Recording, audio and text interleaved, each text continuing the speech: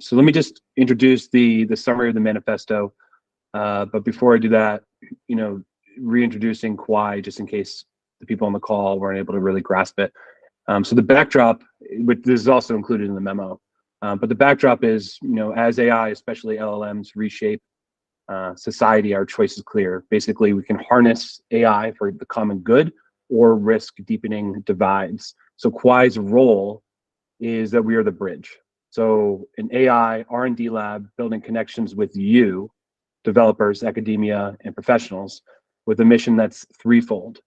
So in the memo, there's a pretty clear mission statement, or not a mission statement, but a LinkedIn summary almost, that outlines these three parts of our mission, which is to empower individuals with control over their digital twins, champion AI research on the fundamentals specifically, and lay the groundwork for responsible AI policy.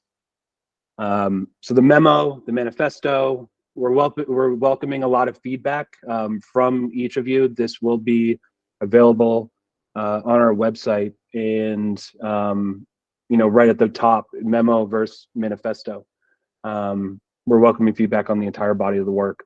But over the past few weeks, we've collected some feedback, and the highlights of the memo start with a challenge, a fact that beyond innovation, AI is creating a new job landscape, which is basically demanding or even ushering in elevated industry standards. And the memo highlights 4 specific hurdles. The first one being the shadow of monopoly. So the threat of power consolidation amongst the richest enterprises being able to have the only access to AI.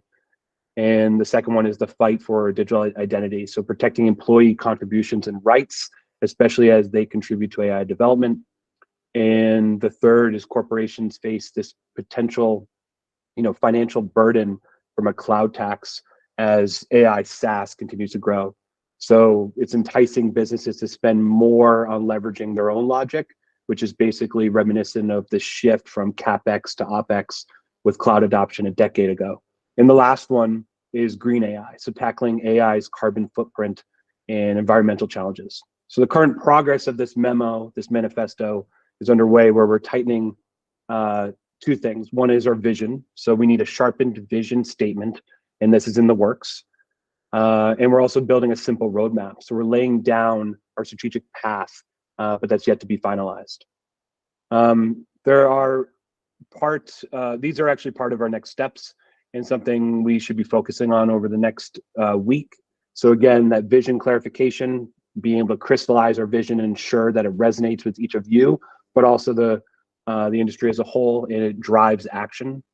Road mapping. So again, through these advisor sessions, through these open working sessions with you all, we're designing our blueprint for the future. And the last part, in terms of a next step to this manifesto or memo, is a press strategy. So I'm working on teasing our manifesto's core principles, and the intention is to send out to different publications to see if they'll take it up. One of the ideas from last week, in fact, and this is where that feedback comes in, one of the ideas was to focus on a journal publication with the benefit of peer reviews. I think that this depends on our vision and our near-term roadmap. So for example, if our focus is first to research AI development and those fundamentals, then that'd be different than working on a commercial product like a tool to own your digital twin.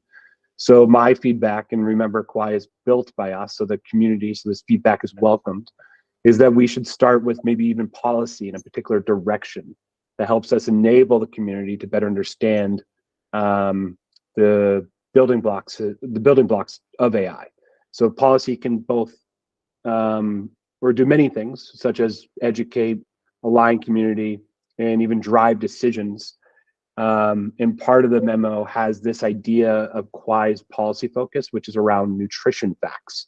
So basically a label published by a vendor, a tool, or even a model that can attest to the scope of the training data, as well as other ingredients like the model's performance metrics, including quality and bias. So again, this manifesto, public, even before it's published, and we welcome feedback from everyone on the call, because this basically belongs to you. And So at this stage, we're trying to amplify our voice. So that I would say that's maybe the underlying reason for publishing a memo in this manifesto. And we're also welcoming more voices to the table. So next week, we're looking to take this a step further with that, again, that clear mission and that clear vision and that clear roadmap. Right. Sorry about the technical difficulties. I'm back now.